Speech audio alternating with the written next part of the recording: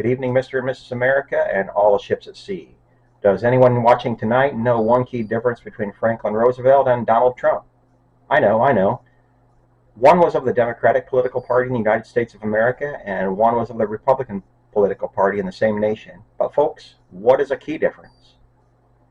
Well, let's start with social welfare programs. Yes, social welfare programs. I make no excuses, kids and cousins, for the topic I am about to discuss, as it is of high importance in any civilized nation. Now, you could easily say I am about to go all Bernie Sanders on you, but hear me out first, please.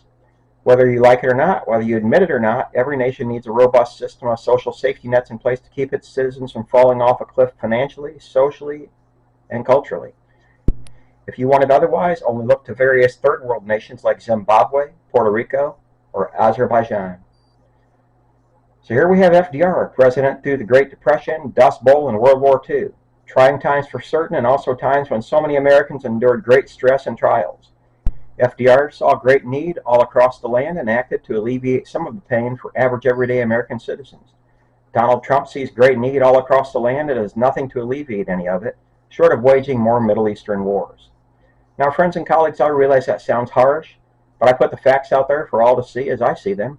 Having voted for Trump a couple years ago, I merely expect more from him than I am seeing at present time.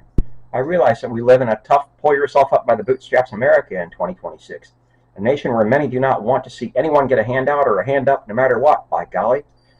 Never mind that some in the nation will be overly stressed to the point of exhaustion and even death by dire economic straits put upon them.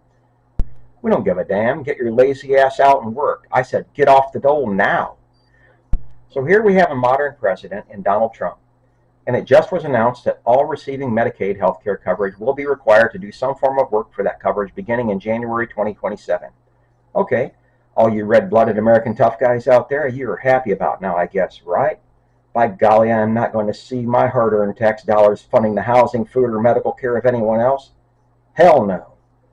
Okay, all tough guys and anti-socialist behemoths, I know the argument, which is that we cannot afford to fund all the social welfare programs that FDR and LBJ started way back when.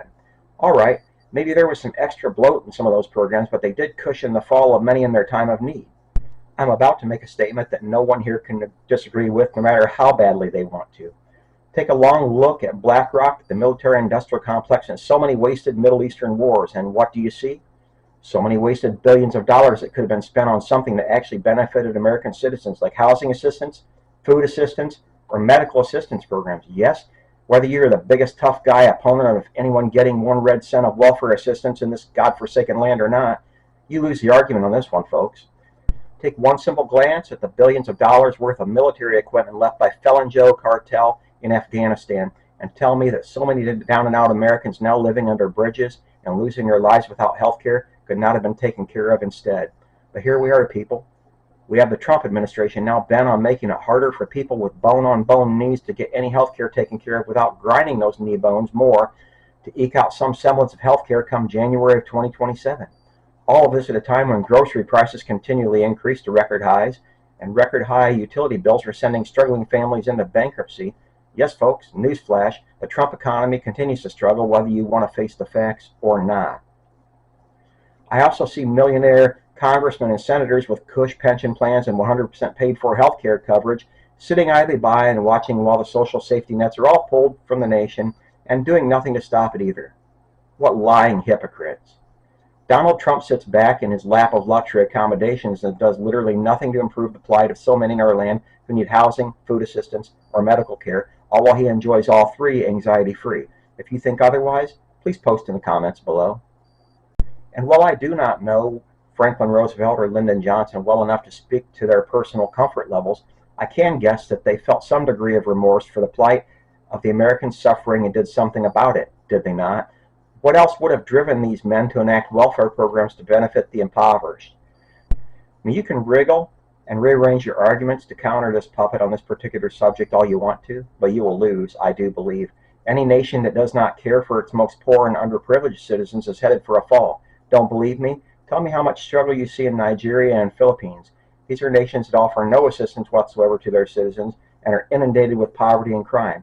Yes, kids and cousins, crime does increase as poverty does, and there are no social safety nets in place to keep many from falling. Desperate times drive many to desperate measures. Pull the social programs and safety nets, and you will not be able to build enough prisons fast enough. Good night, my loyal viewers, and sleep well.